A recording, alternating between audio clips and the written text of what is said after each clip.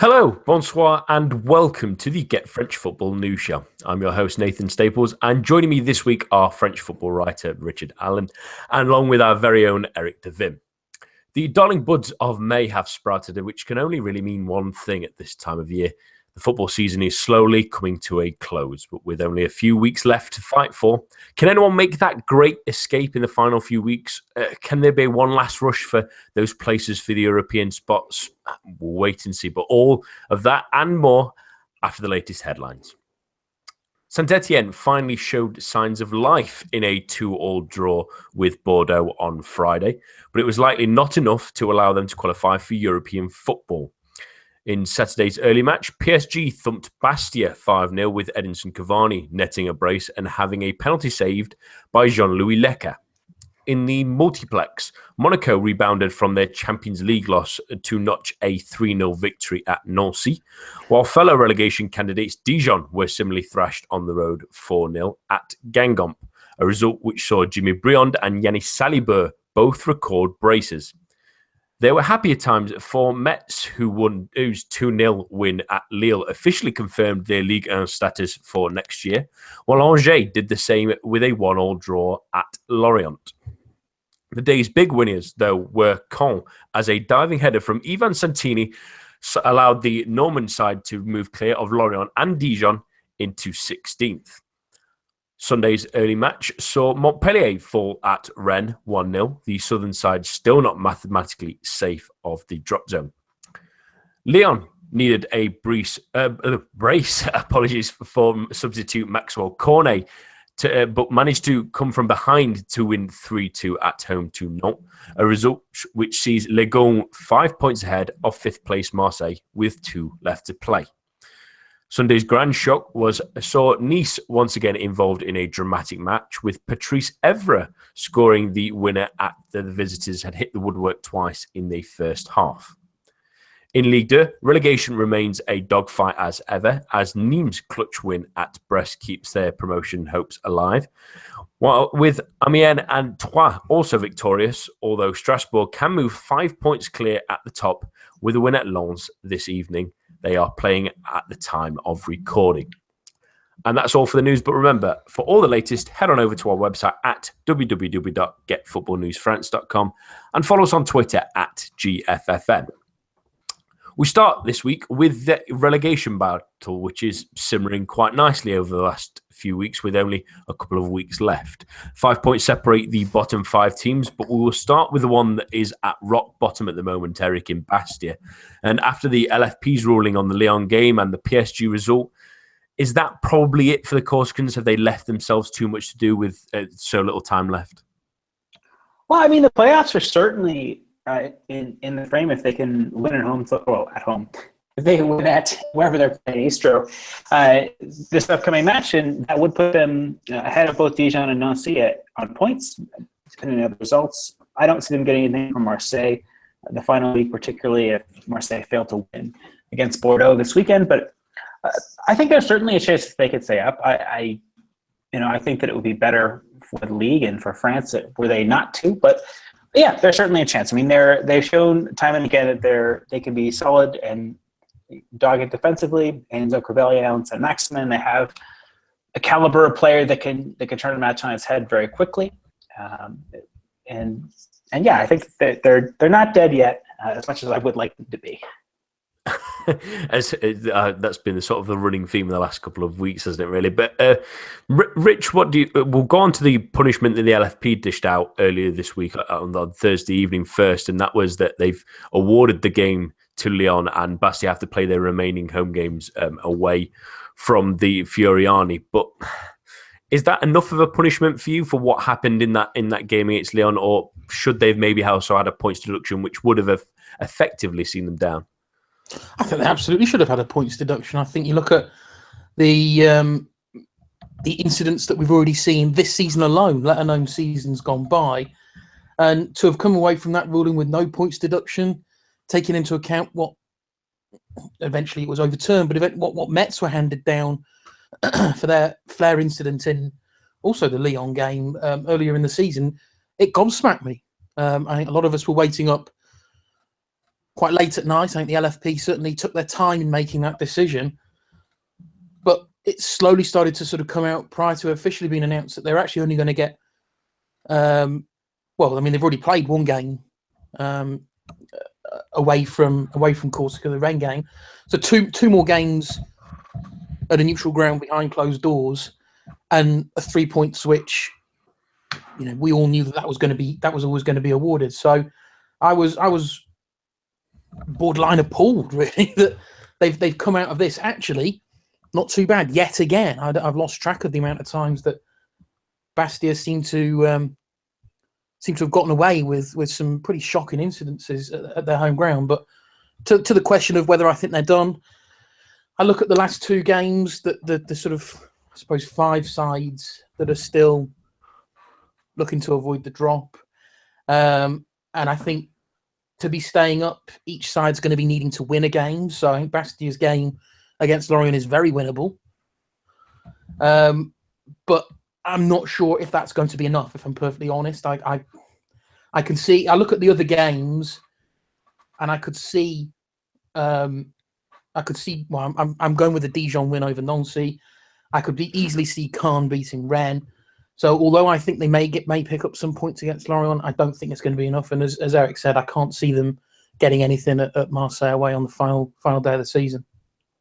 Yeah, and it has to be a major factor for the Lorient facing Bastia. If they beat them, that's definitely them safe and pretty much relegates Bastia at the same time as well. But I thought the decision was strange as well. I mean, the timing of it was a little bit odd. But I'm not going to try and start having conspiracy theories about the LFP, but the fact that Bastia won that game the weekend beforehand, the 1-0 win against Rennes, just because that's pulled them a lot closer now and back into the race, I think that's probably what's dissuaded them from giving them a points deduction. Had they lost that game and then been currently on about 28 points, which is pretty much already relegated anyway, I think they would have given them the points deduction. But because there's that now slim glimmer of hope that they might get that playoff spot now, it's almost like the LFP went, well, let's let the football decide it a little bit more, and maybe we'll give them one last mini chance in a way. But I hope it's not the case. But it does seem strange with the timing and the choices. But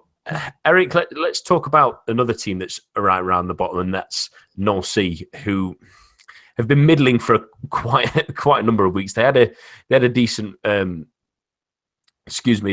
obviously lost at the weekend to Monaco, but they had a couple of decent games. They were maybe a little bit unlucky against Metz at times, and they got a good draw against Marseille a few weeks ago. Can you see them pulling themselves out? I mean, they've got an absolutely massive game against Dijon at the weekend, but can you see them pulling out 3 points from there? I don't necessarily know about 3 points from there, but the thing that really attracts me about Nancy's chances is that were they to get a draw against Dijon, they would leave themselves still a point behind. But then they'd be at home to Saint-Etienne. Now, Saint-Etienne have nothing to play for, and they're also going to be coming off a midweek match against Monaco. So, whether Saint-Etienne on the road at the end of the season want to try out any sort of a stronger team, or whether they want to give more chances to some of these younger players we've been talking about in recent weeks, I think that makes for a very, very attractive fixture for Nancy. And I think that's what gives them hope. They've been, not very pleasing to watch, someone along the order of Lens. The last time Lens were in Ligue 1, they try to play in a somewhat positive manner, but really just don't have the quality of personnel, particularly at center forward, to do that. So they've been, not the most attractive to watch, but I do think that their organization has been decent, and they've been decent defensively. They had a good run in the Coupe de la Ligue. They're not a bad team. Someone's got to go down, but I think that they do still have a good chance. I would make them narrow favorites over Dijon just because of the fact that they do have that last match against Saint-Etienne, and I think Dijon's trip to lose looks a little more difficult. Yeah, and just looking at Nancy's run of form since about February when they won 2-0 away against Nantes, is just a load of red on the Ligue 1 plays. There's only 2 draws and a win against Rennes, which seems to be the given at the moment, unfortunately, Rich. But it seems there's a pattern here, isn't there? I think that's emerging. But what did you think to Nancy this season? I mean, they have been criticised on occasions for being a little bit negative. There is a couple of results I see from there. They lost 3-2 against Lorient, obviously put 3 past Rennes, and they're managing to score a couple more goals more recently. But have they maybe been a little bit too negative at times this season? I think the key for Nancy, I think when you look at that run-in, if you do a sort of direct comparison with Dijon, is Nancy just haven't picked up those points from their rivals at the bottom. You know, you look at Dijon's run of late, and you know there's a lot of losses there. But you know, you look at they won away at Lorient, they won at home to Caen, they won at home to Angers. So they're picking up wins where they probably will be targeting, you know, where they've targeted those wins. Nancy will almost certainly have adopted the same strategy in so much as pinpointing which games they'd be wanting to get the points from, but then just aren't executing the plan. That's their downfall, you know. And most recently, of course, then there was the narrow loss to Metz, which, I mean, that could be that could have been perhaps the final death knell. They're going to have to look at this game. Both Dijon and Nancy are just going to have to look at this game on Sunday. You know, win it, and chances are that win could be enough to keep you up. So it will be a great game. I think it's not going to be perhaps the most technically appealing game, but you're going to see two teams who are going to put absolutely everything into it. I would have Dijon as the slight favourites in that game. It's then a toss-up, I think, going into that final game, because you know ultimately both Saint-Etienne and Toulouse have not a great deal to play for. Maybe one thing that could come into consideration is maybe it could be Christophe Galtier's final game with Saint-Etienne. Will they want to go out? So does that therefore mean that the Toulouse game is easier? Nancy, by and large, they just don't have that. They just haven't quite got that quality. Caen, to a lesser extent, maybe Lorient, have over the course of the season, in some patches anyway, have given us a glimpse into the quality that may just be enough to keep them up. But I just don't see that Nancy have managed to produce that enough. And moving on to sort of Dijon, and we've already mentioned them briefly, but there's 2 cracking games down at the bottom of the table this weekend. And we've mentioned several times this season, Eric, that they're relatively good going forward, but their defences always seem to come back at them. And in the last couple of months, after looking relatively like they were going to probably just stay up from the power of Diony and Tavares, they've just slowly sank back into that mire that's there at the bottom of the table. And that there's a couple of results you look at there. The 2-1 against Bastia that has got away from them, that one, and the 4-0 loss at the weekend as well to a Guingamp side that have been sort of, let's say, I think putting in cruise control in the last 4 months has maybe been a little bit kind to them, but that surely must have hurt them ahead of a really big clash that's coming up this weekend. Yeah, I think both in terms of confidence and in terms of what it does for their point totals, what it does for their goal difference. I don't know the goal difference will probably come into play, but Dijon, I think, do have a considerably better goal difference than their opponents down the bottom of the table. But absolutely, I mean, they are a team that has tried to play the right way. They've been somewhat undone by injuries. I think if you look at the squad, that Florent Beaumont is an important player for them. Delamide's suffered some injuries as well. Just not being able to consistently call upon certain sort of players, I think, has frustrated them. I think some players have had some inconsistent form as well. Frederic Samaritano has looked brilliant, or he's looked a passenger at various times, and he is, kind of a cut rate Becky Valbuena, a player who can turn a game on its head, but can also, have the exact opposite effect if he's not on his game. Dijon, yeah, it's tough to say. I would have to make Nancy slight favorites. I just think that their obstinacy and their ability to hit teams when it counts will give them the slight edge. I don't know, something about Dijon at this point in time just doesn't really instill a whole lot of confidence in me. See, I'm probably against both of you two. I'm giving the slight edge to Dijon with the fact that every team that's been better this season has a goal scorer, and Dijon have that goal scorer. And Nancy, maybe Issa Diaz enough, but at home it does well for Dijon. I think they might sneak it. I'd look at Fatou Mouassa as being a much more important player for Nancy. I think that that his ability to break the game open, cut inside, I think that he makes the difference in this match. I'm not saying he's going to score, but I'm saying that he looks such a threat with the ball at his feet. He's strong for his size. He's got good dribbling ability. I think he can really cut this game open if he's given the right opportunity. It's definitely not going to be a quiet one though at the weekend. We can absolutely make that certain.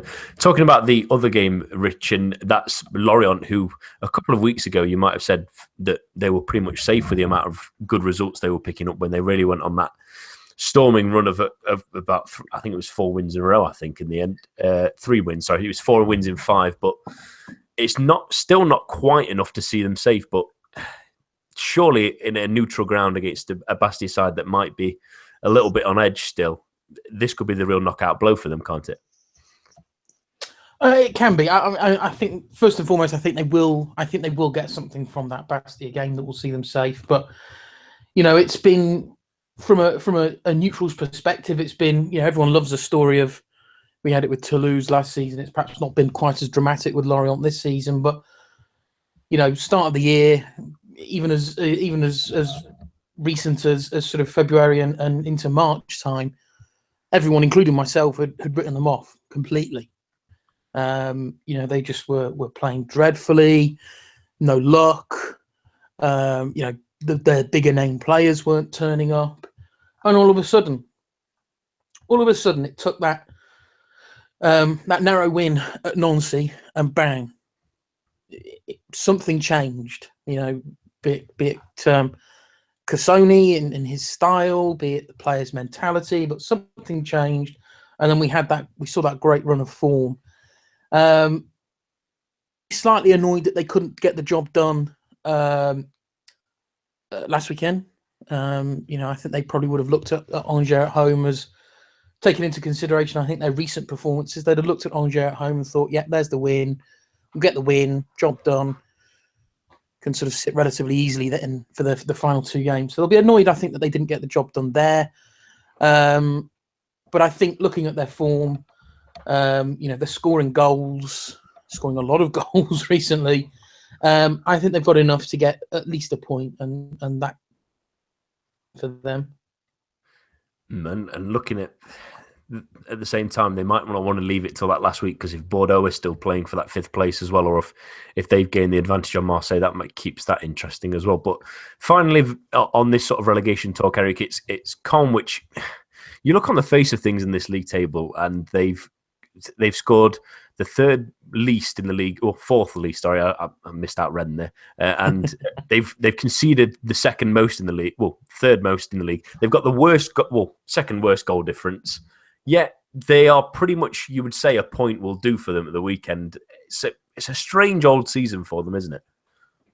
Yeah, I think I had a regarding piece this morning. Adam and I had a talking point about Ivan Santini and how important that's been. And as you rightly said, a player who can score goals. I know Santini doesn't have the dynamism and ability to press from the front that Benny Delors does, and that as a result, there's more pressure on that midfield. There's more pressure on that defense in terms of a knock-on effect. But the fact of the matter is, if you have a player who can score goals, you're going to give yourself a fighting chance, because a point here, 3 points there, that tends to add up over the season. And they've gotten good contributions from some of their younger players. Ian Caramo and Jean-Victor Makengo, I think, have been really impressive this season, given their ages. I think there's a lot to be said for this Caen team, that they've got some really surprising results against the Green. I could think of a home win against Lyon a couple months ago that Lyon had come back into the game to draw it at 2-2, and it looked started to kick on. But Caen came back and they fought back. They've had a decent home record, and I think that's been key as well. But again, a player who can score goals in the form of Ivan Santini. He's actually exceeded Delors' production from last year, and that's made the difference. He's not been very consistent, but he's done enough at this point in time to put Count in a pretty good position. I don't see them going down. I don't know. Maybe Rich would have a better insight as to what Rennes may or may not have to play for this weekend. But yeah, a point will probably be enough, and I see them, especially at home, being good enough to do that. Yeah, just looking down their results, they've beat Toulouse both home and away 1-0. They've beat Nice at home. They've beat Lyon at home. They've beat Guingamp away when they were still doing okay. They beat Saint-Etienne away. And obviously, I mentioned it previously, but the result of the weekend, it's just strange that they've picked up a couple of results that probably have just about seen them safe in the end. But I think it's almost the opposite of Dijon, whereas Dijon have picked up those points, valuable points, against the teams that are around them. Can't have picked up the points where perhaps they really weren't expecting them. So it just seems so strange for a team that it's almost a mathematical anomaly, this team at the moment. They just seem to be so up and down all season, and it's just about seeing them safe, I think, which is peculiar. But we'll move on, and I think I'll slip in where we've mentioned one team pretty regularly on this section, and that's Rennes. And we couldn't really not have a show with Rich on and not mention his team. And it's much as you probably would like to avoid it at the moment, really. But it has been a tough season for your side, Rich, and it's been alarmingly dipping since really January time, hasn't it? It's been, yeah. Rennes, traditionally don't finish the season very well, but there's finishing the season not very well, and there's switching off at Christmas and not seemingly coming back from the winter break. So it's been, for want of a better phrase, it's been absolutely appalling to see. Some of the football has been absolutely dire. There's just been, there's just no progression there. There's so much there that keeps giving you hope that, actually, you know what, they should be aiming a bit higher. But then you think, and you see the performances and you see the overall score, and you think, am I just setting my expectations too high with this club? Should I be happy and comfortable with a 9th, 10th, 11th place finish?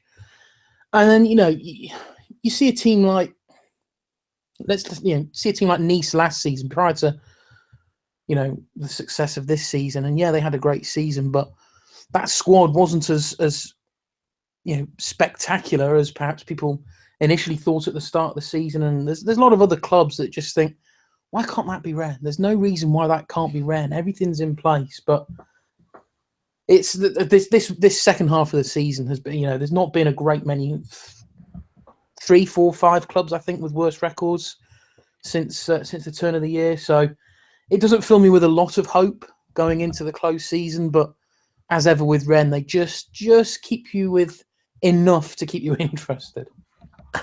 Yeah, and it's just looking down the list of the most recent fixtures since about January time, or even December, really. It wasn't a great December, but it's just filled with draws here, there, and everywhere, and the occasional loss. And every time it's a loss, it seems to be against a Nancy, a Bastia. It's such a peculiar season, isn't it, Eric? But we mentioned at the very start of the season when we had Rich on for the preview that they really needed a striker.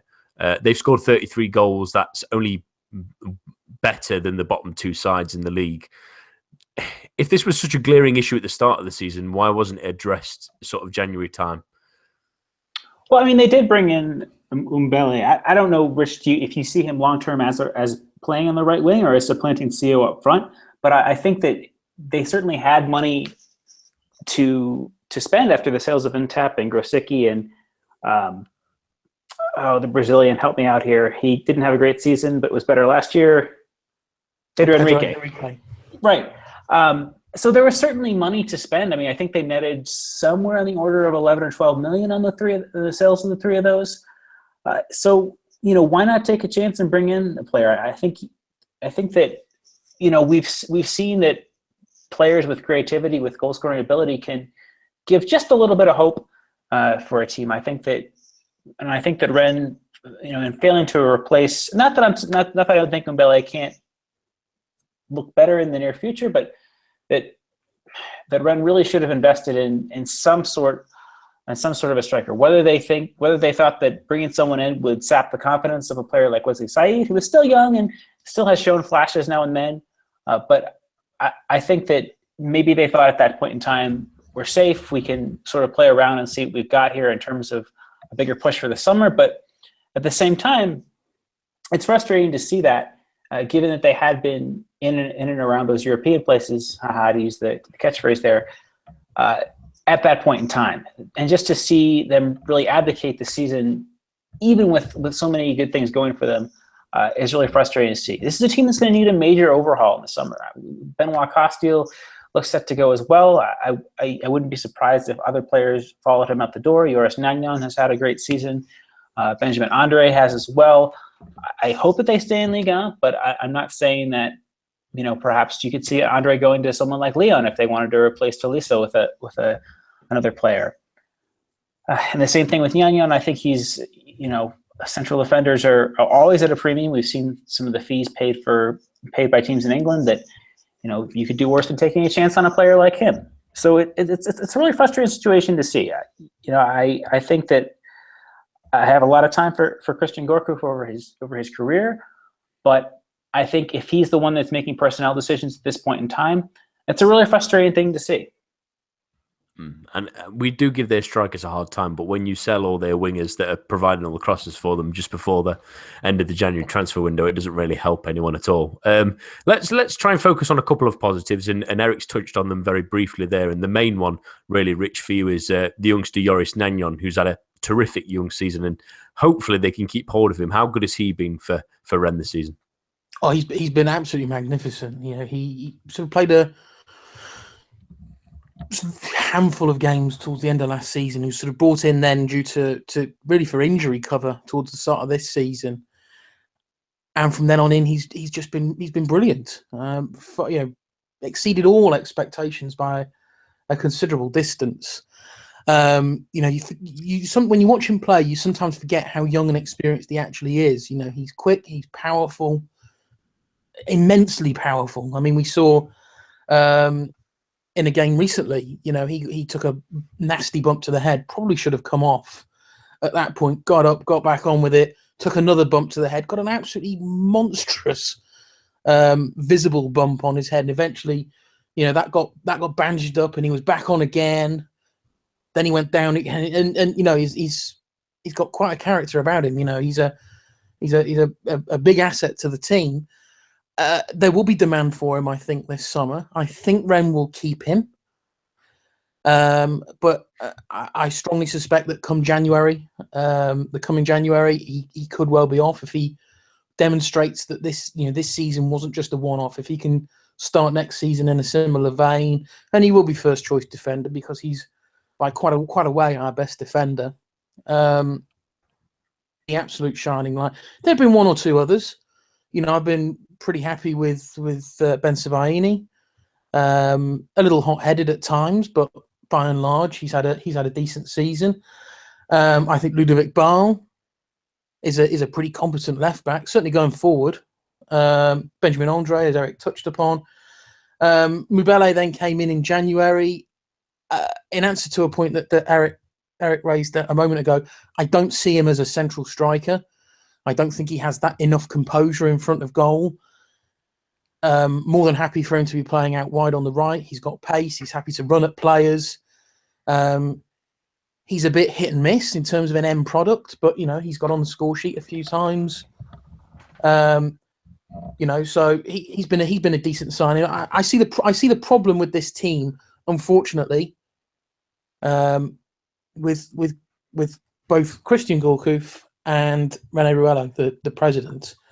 Ruello recently, a few months ago, came out with quite a famous speech now amongst Rennes fans, saying basically, we have a plan, but this season, if we finish 14th, we'd be happy with 14th. And it was that, I think, lack of ambition coming from the top of, that'll do. This is part of a grand plan, but not really giving any details of what that grand plan is. Keep saying, we're not looking to sell these young players that are coming through, but there seems to be no idea where the club is going. They're just sort of making decisions on the hop, it seems, and claiming, oh yeah, this was part of a grand plan. So there's a real lack of direction and a real lack of ambition coming down from the top, feeds into Christian Gourcuff. He can't really seem to get his. I'm still unsure whether he actually knows what his best sort of formational tactics wise, what the best style is for this Rennes team. But as has been said, there's going to have to be wholesale changes. Some will be enforced. It's an utter. I mean, close to devastation to see Costille go, but I've had to come to realise that that's happening. I just pray that I do think Nagnon will stay on, but it would be so typically Rennes if they sold him for sort of 6 million to, I don't know, like some Dortmund, someone like that. Yeah. That Puma connection, keep it ringing. I would pull my hair out if they sold him for that cheap. I would not believe my sight. I'd never live it down, and I can imagine you would be even more frustrated. Well, the fact is, I think if they could hold on to him beyond this summer, let him have a really, really good start to next season. Come January, you're going to be probably pushing 20 mil plus. You could probably command for him with a young centre back like that. Ousmane Dembele, the 15 million that we sold for him. Yeah, I mean that's criminally undervalued there, but learn from that. Fingers crossed they have. Yeah, the plan for Nagnon should be look at January, maybe even the summer after, and say, look, if a club wants him, 20 mil minimum. Yeah, that's sometimes Sorry, I just want to ask you a question. Do you think that he made a mistake in opting for Côte d'Ivoire? You think he's good enough eventually for France?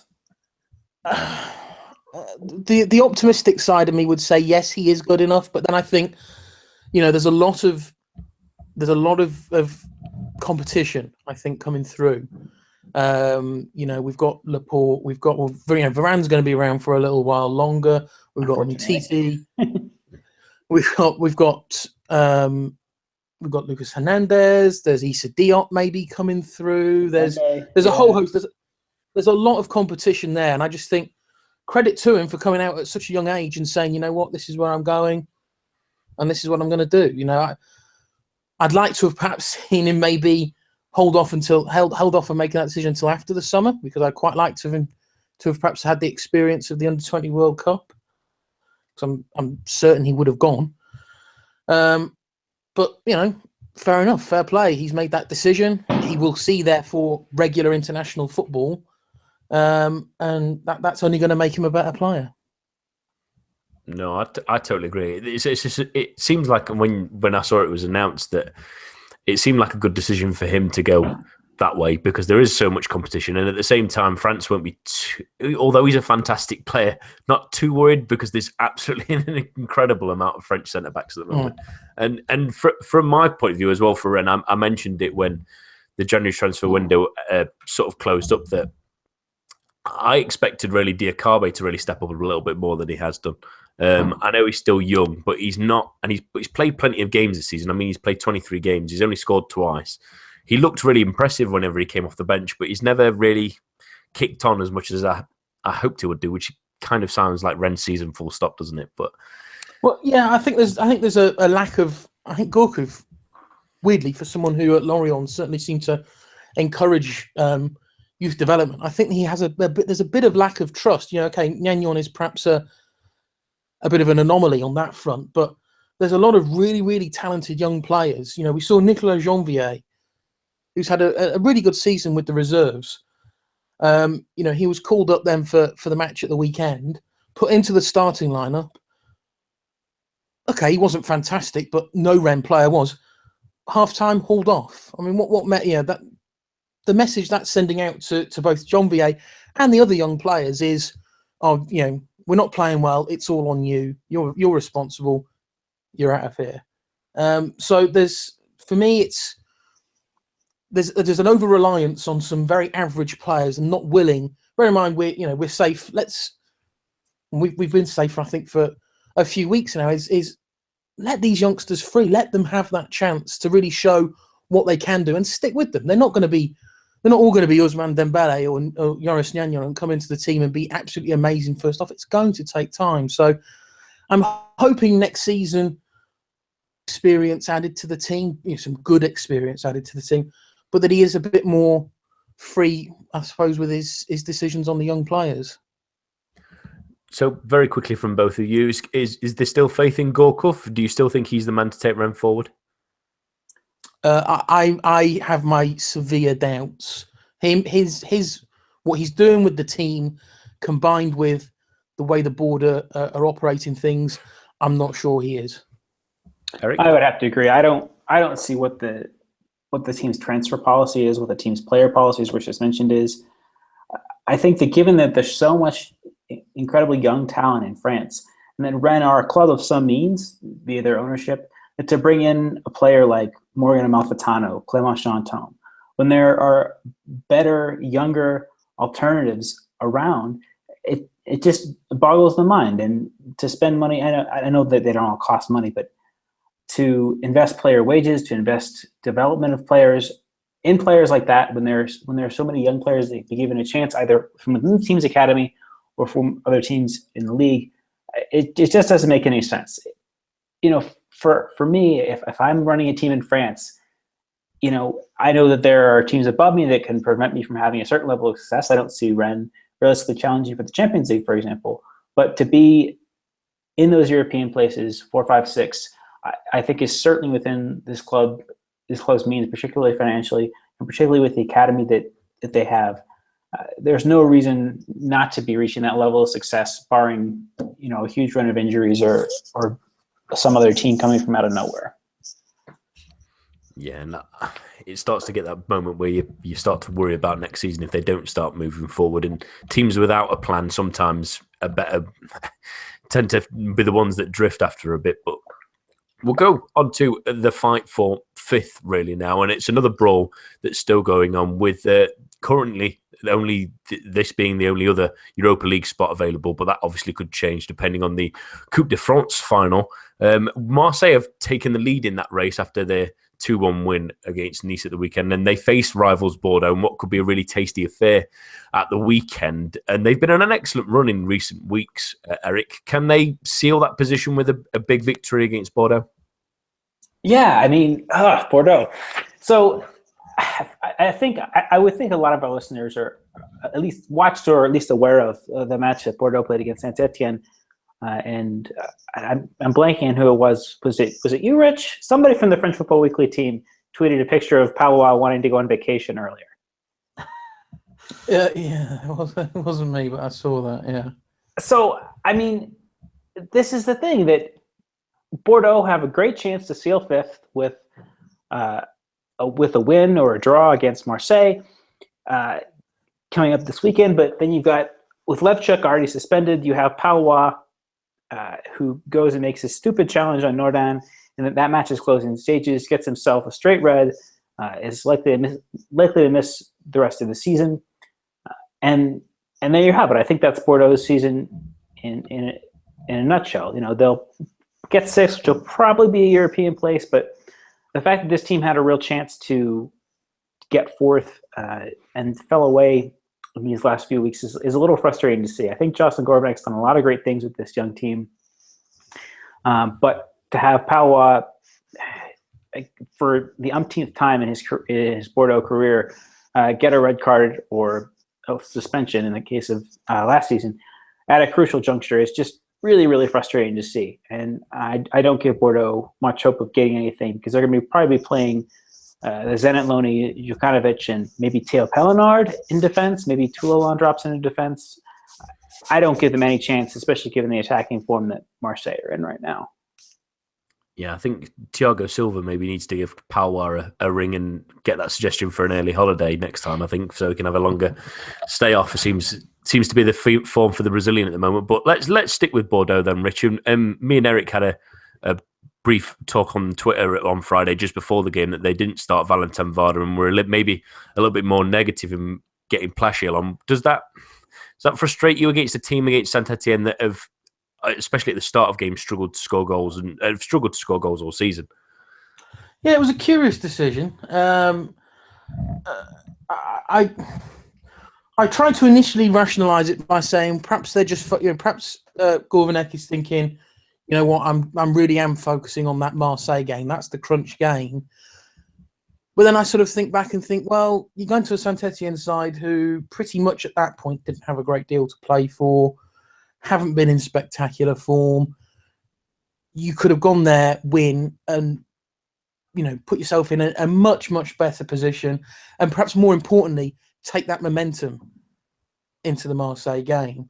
So I didn't quite get why that decision was made by Gourvenec. I know he's not made too many mistakes this season. I'm a huge, huge fan of his. But that's one I think you can look back on and think, yeah, you know what, if I could play that game again, I probably wouldn't have been quite so cautious. The style of play that Bordeaux have played recently, it's not that hasn't seemed as much in their nature anyway. So it seemed an odd time to perhaps tweak that, and perhaps more importantly, it was an unnecessary time to make that tweak. So I think it was a decision I think Gourvenec will look back on and think, yeah, that wasn't my wisest decision, but they've just got to draw a line under that, go into the Marseille game thinking, right, well, you know what, if we're going to want fifth, this is the game we have to, this is the one game of the season now we have to show up and perform. Yeah, let's talk about Marseille now, Eric. And they got an excellent result at the weekend as well that's really underpinned their recent form since about the start, around March time, where they've rattled off 5 wins and 4 draws in that time, which is a decent amount of form that's seen them slowly creep into that 5th spot. And it was a really good performance as well against the Nice side that would have obviously been buzzing from the result they got up against Paris Saint-Germain last weekend. How impressed were you with them at the weekend?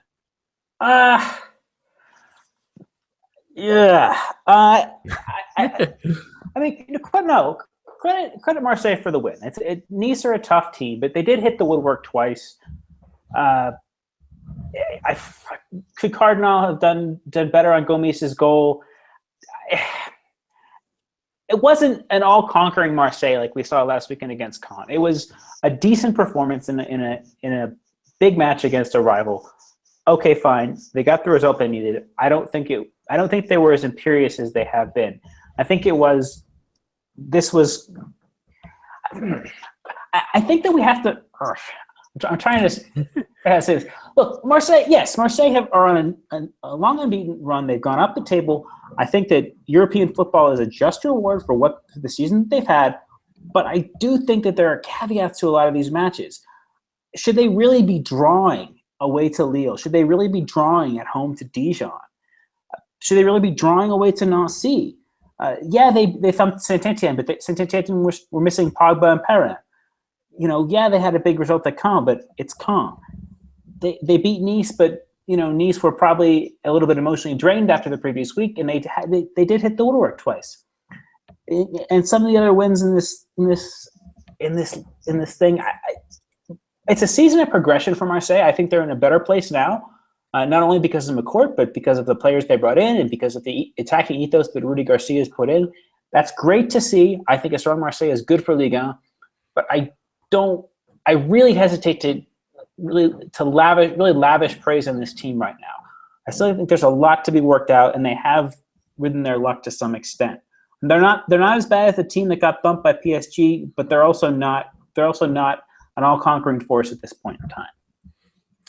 Yeah, I did want to talk about possibly one polarizing player who's been mentioned a few times on this show and on Twitter as being maybe overrated in a sense, but Florian Thauvin has scored 15 goals and had 8 assists this season, Rich, and he's been, other than obviously having to come off at the weekend, he's been in really impressive form. How do you think his season has been coming back to France?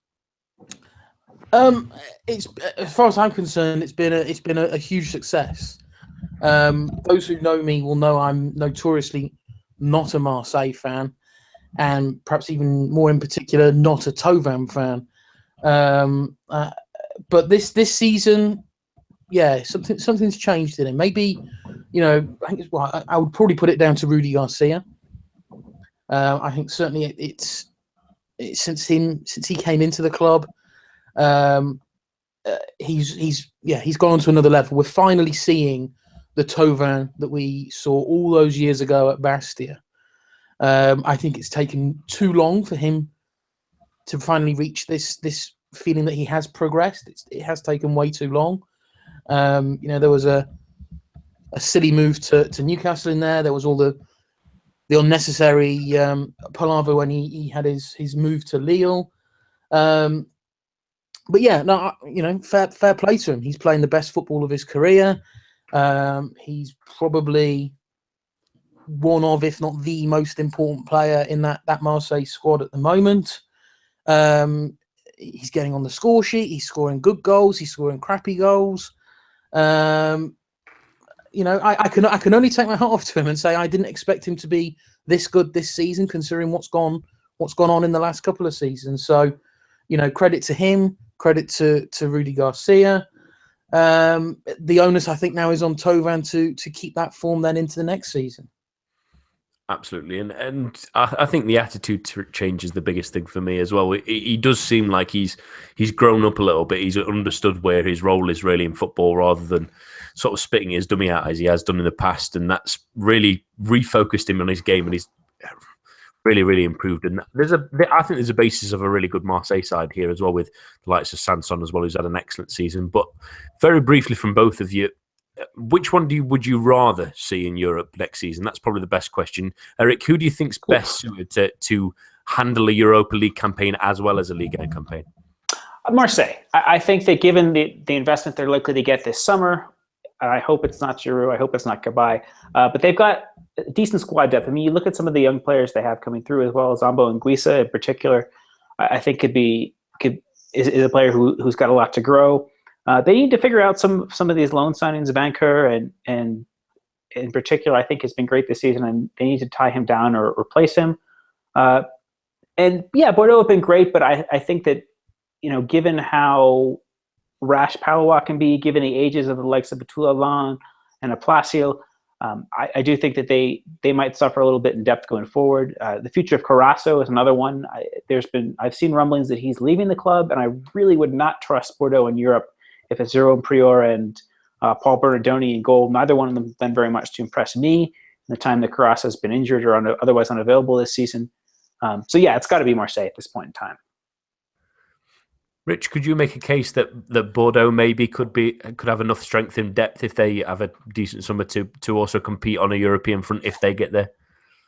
As much as I'd like to, Gourvenec, big Gourvenec fan, and I think if Carasso does go, I think it seems fairly well set that Costil's going to come in.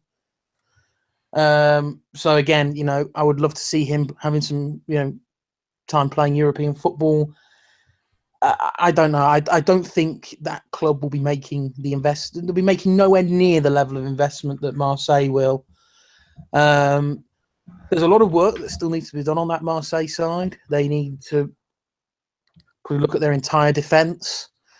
They need to look at depth. Certainly, I think they'll need some backup to go. Well, first of all, they need to tie up a deal for Gomes and then look at getting some support for him as well, because certainly when he was out, they really suffered from having no backups, no real backup striker. But there are a couple of reasons why I would love to see Bordeaux in Europe, but it's Marseille who would certainly look to be performing better. Yeah, it's a shame. It'd be a great experience for a lot of those young players, but you have a real worry that it would probably affect their league form, which is just as important, really. But we'll finish this week with a look at the upcoming European fixtures, where this, frankly, isn't the greatest deal of hope, let's say. Monaco need to turn around a 2-0 deficit in Turin, while Lyon need at least three goals without reply at home to Ajax. Let's start with that Champions League game, Eric. How do Monaco need to approach this game if they want a positive result against a really strong defensive side? Without Djibril Sidibe. No, it's going to be tough no matter what. I do think, though, that there is perhaps a ray of light here, and this may seem a little bit controversial.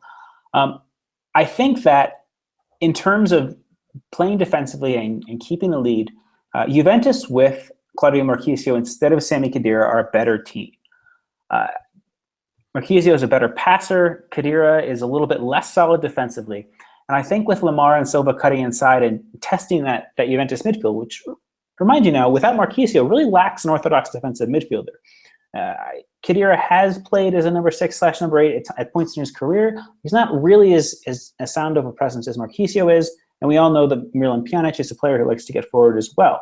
So that being said, there's a little bit less of a shield for that three-man defense, if that is indeed how Juventus continue to play, which I think they will. They'll come back out with the 3-5-1-1, 3-5-2, whatever you want to call it. And it's gonna take that midfield to task again. Mario Mandzukic was fantastic in the first leg, tucking inside and adding a little bit of support there. But he played 90 minutes the weekend, so he's going to be perhaps a little bit more tired. He's someone who's 30, 31. He's not exactly a spring chicken at this point in time. So there could be a little bit of weakness in Juventus' central midfield.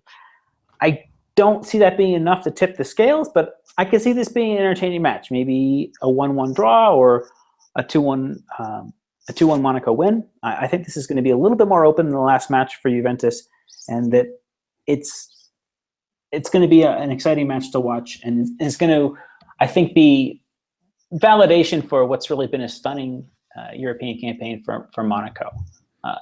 Just being, another validation in this case being further evidence that they have what it takes to go toe-to-toe with one of the very best teams in Europe. Rich, do you have any hope really for Monaco? We were talking the other week that Juventus may be the most complete side in Europe, but is there any chance for the Ligue 1 side to pull off another surprise?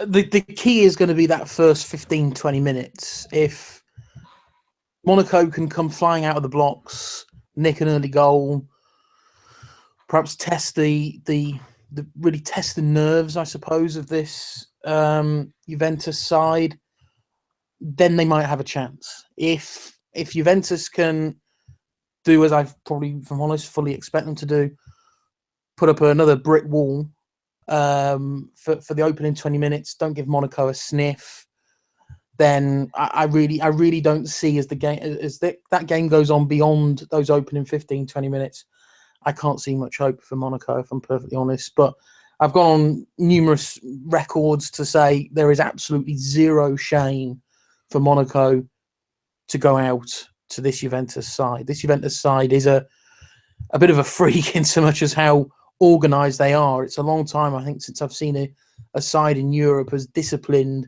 and as organised as this Juventus side. So going out to them, no great shame. And as Eric said, I think it's a real testament to how far Monaco have come, not only over this season, but I think over the last couple of seasons, that they've got this far, and we're still talking about them actually, still just about in with a shot of making that final. So I'm hoping that by giving this, getting this far, fingers crossed, winning the Ligue 1 title in the coming weekend, it's going to give them a base, I think, to tweak that strategy that they've had. That they don't need to go on a wholesale sort of transfer spree of selling players and signing new players. They can just pick and choose who they want to sell at the right time, only when the right player can come in and replace them. So they can really build something that, this is now going to become an expectation of Monaco. Yeah, and I think I briefly mentioned it on my previous preview for the first game, that when I started doing those in August, I never ever anticipated I'd still be doing them in early May. So that's a real testament to how good they've been this season and how what a terrific journey they've really been on for the entire season, for what almost feels like an eternity now. But let's shift focus to that Europa League game, Eric, and Lyon's pretty big task. But at the same time, I know they need 3 without reply, but an early goal against a pretty darn young side that's maybe inexperienced at this level, might that shake the foundations and give them a real chance? There's a possibility. I think that we've seen that Lyon are a team that can really fill up the score sheet at home. Thinking about the win over Roma, the win over AZ. But what worries me is the one goal. I think if Lyon had made it, say, 4-2, I could see them going through. Maybe would even make them the favorite to go through.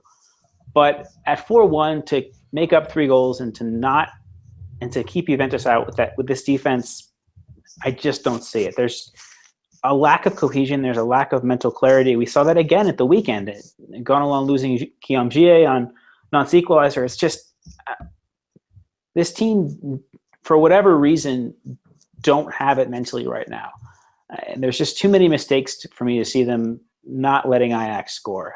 So I would probably say maybe 3-1 Lyon win. Can they score 4 and take it to extra time? It's certainly possible, but I think a narrow Lyon win, that's not enough to see them progress. Looks the more likely result. It's just it's been a great season in terms of that European campaign, but it's also been really frustrating. There's just been too many losses that there's no excuse for in terms of defense. I can think of a half dozen Ligue 1 games off the top of my head to give them another dozen points, and they'd be still there fighting for third place with Nice. And it's frustrating to see that. The attacking talent is undoubtedly there, but in terms of mental strength and defensive solidity, Lyon haven't had it this season. And I see that continuing on Thursday. Rich, what do you think? I mean, there's also the fact that now Ajax maybe have, although Feyenoord still look like they're probably going to win the title, there is still a possibility that the Amsterdam side could win their Eredivisie title as well, and they might have half an eye on that game come the weekend as well. But add that to the fact that if Lyon put pressure on early, like we expect them to, and maybe grab something, it could get interesting. Or are we maybe being a little bit fancy? No, I could. I can certainly make a stronger case for Lyon turning this around than Monaco. You're right. It's going to need an early Lyon goal. It's going to have to then hope that with Ajax being such a young side, it's a brand new situation for all the Lyon players as well. But it's a brand new situation really for these Ajax players. Try and get the moment. Try and sort of exploit the fact that the moment could get to one or two of those players. As you say, they'll have one eye on their domestic league. That they're still in with a chance of winning that. I think if Lyon can get to half time a goal up, that clean sheet obviously is so important. Get to half time a goal up. Really then look to ramp the pressure up, goal early in the second half. Really starts to get those Ajax players' nerves going. I can see it happening, but as Eric said, I unfortunately probably could also see that quite frail defence conceding a goal. That's a very talented Ajax side going forward. There's a lot of goals available in that squad, as we saw in the first leg. So they absolutely cannot afford to put in anywhere close to the kind of performance that we saw in that first leg, and they have to go out in a completely positive frame of mind. It was interesting after the game. Jean-Michel Aulas was lightning quick to get out there that okay, we've lost 4-1. We've been in this scenario. It was a long time ago. It was 12, 13 years ago or so. Against I forget the side it was. Anderlecht, might have been Bruges, maybe, that they lost the first leg 4-1, then turned it around 3-0 at home. It's obviously a very different Lyon side to that one of 12, 13 years ago. But I think there's a belief. I spoke about how direction from the very top and the negativity there has affected Rennes earlier in the podcast. Aulas can be a very positive influence for that Lyon side. So, he believes they can. He's passionate enough with this squad and this team that he can get, Genesio thinking it. Perhaps more importantly, he can get the players thinking it, that they can come out then Thursday night really, really positive, great frame of mind, get that early goal and really look to build on from there. It's going to be hopefully a couple of interesting European games, even though it looks like at the moment that both of them are out of it. But you never know. With an early goal, and we've definitely seen crazier things this season. That's all that we have time for this week. My thanks to Rich, Eric, and to all of you listening at home. Join us for the previous show hosted by Eric on Thursday, and we'll see you here at the same time, same place next week. A bientôt, and goodbye.